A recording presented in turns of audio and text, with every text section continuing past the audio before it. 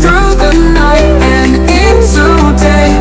A year of triumph, pain and cheer. The runner spirit led me here. Step by step I found my way through the night and into day. Something like celebrating the end of the year, like a glass of whiskey. So this year was a pretty eventful year for me. The plan was to run 7 ultramarathons, and I only ran 6. And one of those races changed my life forever. But before I get to that, let's start at the beginning. My year kicked off with the Traprock 50K, where I had a first experience with meeting a mama bear and its 3 little cubs, which was a terrifying experience. However, they were pretty cute. A week from the Traprock 50K was the Spring Fling 600. That ultra I do every year, but the funny part is I only started doing ultras like 2 years ago. It's a 10-hour race, a loop race, like a 3.7-mile loop.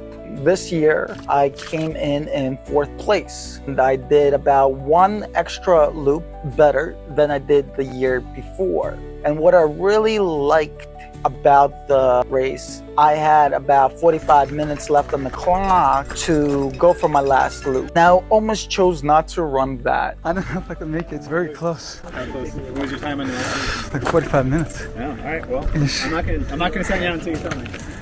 One guy, Jimmy McCaffrey, came right through. He just kept going. He picked up the pace, and at that point, I think I ran about 40 miles or so. But I did go for it. I had about a minute left on the clock when I crossed the finish line. The reason I went for it is because I had nothing to lose. If I didn't make it, the previous time would stand that I only did so and so many loops. But this really broke me out of that mentality of just saying, go for it and then see what happened. The idea was that it was a training race. So that was the Spring Fling 600. Then in May, I was invited to do a 200-mile relay race. It's called the Ragnar. That went from Connecticut through Rhode Island and ended in Massachusetts. We had 6 people. I think it took us 30 hours. But it was great because it was fun.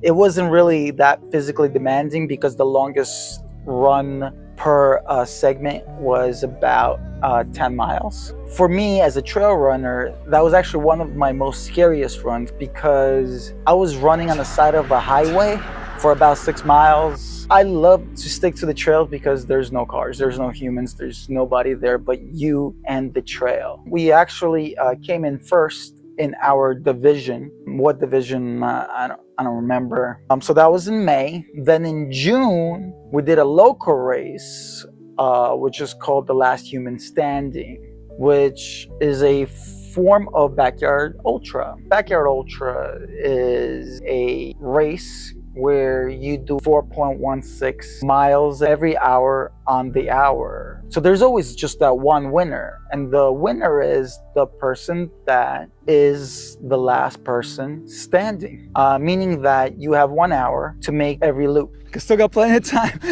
And then you have to be at the starting line top of the next hour. This was my 2nd year doing it. I came in 4th this year. The year before that, I was 2nd. Technically, it's called DNF. Did not finish because there's only one winner for that one. There's no 1st, 2nd, or 3rd. You either win or you don't. But this year, I think I did like 60 miles or so. So my next race was going to be Anchored Down Ultra, which is the only 24-hour race in the state of Rhode Island. And this would have been my 2nd year running it. So my goal was to get the one and only belt buckle. Is the only Rhode Island belt buckle that you could get. If you do 100 miles within the 24-hour limit, where you could earn a belt buckle for doing 100 miles. And the first year that I did it, which was last year, I made it to about 93 miles. So the goal for this year was, of course, to get to 100 miles. So I was ready to go. go. I got a day off and everything because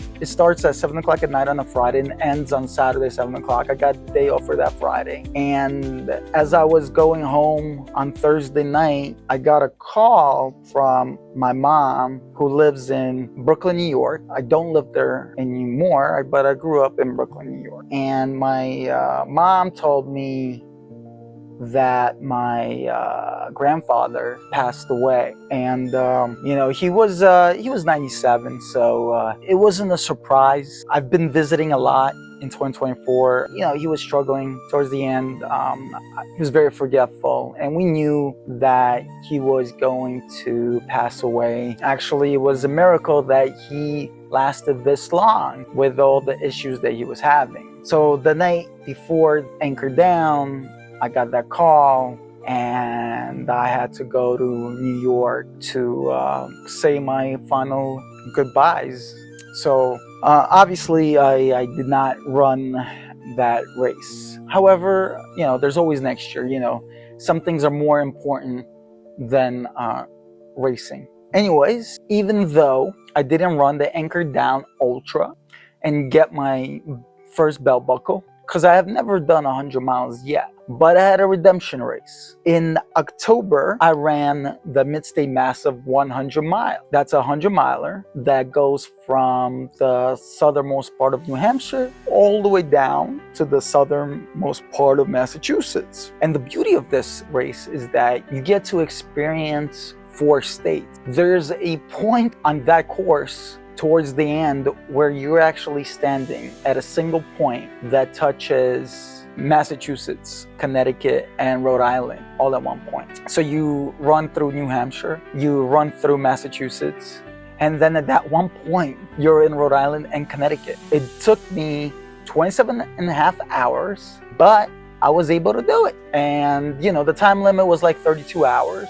And I did it in 27 and a half hours. And it was my first 100-mile race. And I got an awesome belt buckle for it. My last and final race, November 23rd, which is called the JFK 50 miler, oldest ultramarathon in the country. It was the 62nd year of running continuously and never taking a break. So every year since 1963, this race was going on. This was the first year that the most individuals finished. We went up there with myself and 4 other friends. Because there was one other person from Rhode Island, we actually unofficially made a historic record by having the most people this year to compete from Rhode Island. I thought that's pretty funny, and I thought that was great. So that's 6 races out of 7. What are my goals for 2025? To drink a little bit more whiskey. I want to do more than 100-mile race. So I already have 100-mile race already signed up, and that's the Riverlands 100, which is in May. So I'll start the summer season with a bang. I'm gonna sign up for Anchor Down Ultra, and you know, I'm gonna try to sign up for Vermont 100. I hear it's a great race, and also there's a race called Bob's Backyard, and I really like the Backyard Ultra race format. It's just fun. I like it because you don't have to be the fastest to win. So that's the plan for that. And of course I'll be doing my favorite training ultras. Probably do Traprock, Spring Fling 600, Last Human Standing again. You know, it's only 15 minutes away from my house. I'm looking forward to 2025. Hopefully I'll see you all on the trails. Happy holidays. Like and subscribe.